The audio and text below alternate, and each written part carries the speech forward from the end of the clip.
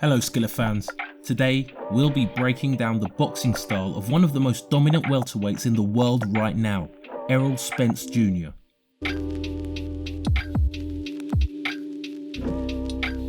So let's dive into his style and explore what makes him such a formidable force in the ring. First, let's dissect his boxing stance. Errol stands as a southpaw and prefers to use the high guard. He has a very disciplined style with a rigid stance and a tight guard. His elbows are always close to his body, prepared to defend against his opponent's attacks.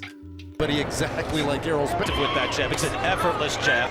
Or a body punch. Expect Spence to come out like... Even when he fights from the outside and uses his jab to measure, his arms always come back glued to his body.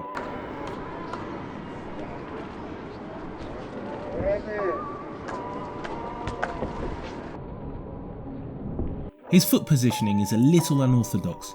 He has an open stance with his feet pointing slightly outwards. He likes to stand and paw with his lead hand to maintain distance. He utilises his physical attributes to his advantage, keeping a wide stance and staying active with his lead hand. As his trainer Derek James says, Errol's style is considered boring because he throws basic technical punches. But at the end, technique and skill are essential for longevity in boxing, while other fighters just want to show their athleticism.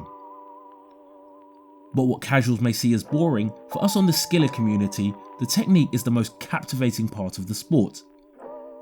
Now, let's see what Errol is so good at. Strengths: busy jab. Spence has an active jab. He uses it not only as a striking weapon, but also as a strategic tool. Spence often throws a high volume of jabs to measure the distance, occupy his opponent's guard, or keep them at bay. You know what I like about Errol Spence? It's not one jab, it's sometimes two, sometimes three. There's four in a row, like you said. No, you're right. All right, to Heidi Antro. Heidi. Thank you very much, Derek. I know this. Spence frequently steps to his right while throwing the jab to gain a better position and neutralise his opponent's powerful backhand. This case applies to fights against orthodox fighters.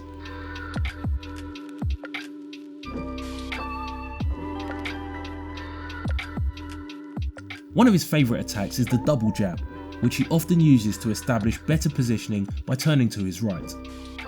Now in this fight we're seeing a bit of the invasion of the body snatchers, what we anticipate seeing when it comes. Setups. His jab also serves as a setup for his straight and looping shots to the body and head.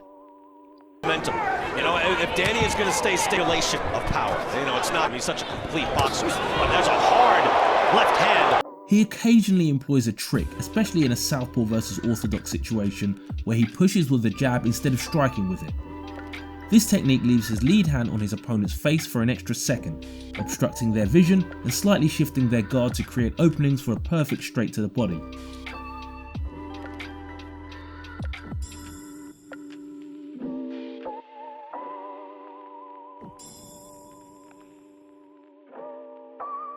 You'll often see this technique used by other southpaw fighters like Skillr.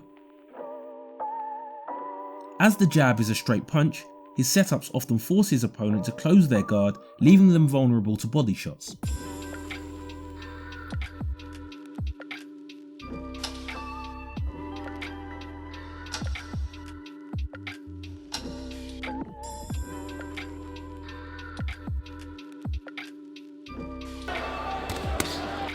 Body shots. This may be Spence's biggest strength. He is truly a master of it, and for good reason. When he throws body shots, they are compact, fast and powerful.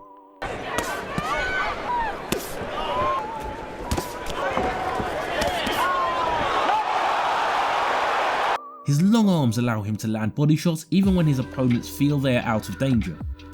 Spence is able to find the perfect leverage for his punches by maintaining the optimal distance. You know, I thought that been in the ring together before, and Spence trying to land again. Well, Spence really.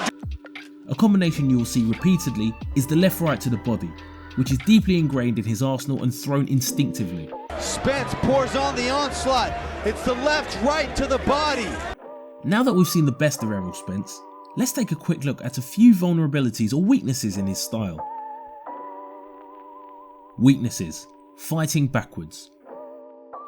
There aren't many weaknesses in Errol Spence's arsenal, but as a pressure fighter, he sometimes struggles when forced to fight going backwards. Since he's not accustomed to counterpunching, you will often see him simply cover up with a tight high guard and wait for his turn to attack. Good double right hand by Spence, and he took a right hand from Garcia. Out of balance. His boxing stance, slightly leaning to the side with his feet pointing outward, while great for his jab and lead hand attacks, can be an unstable position when he throws his power shots.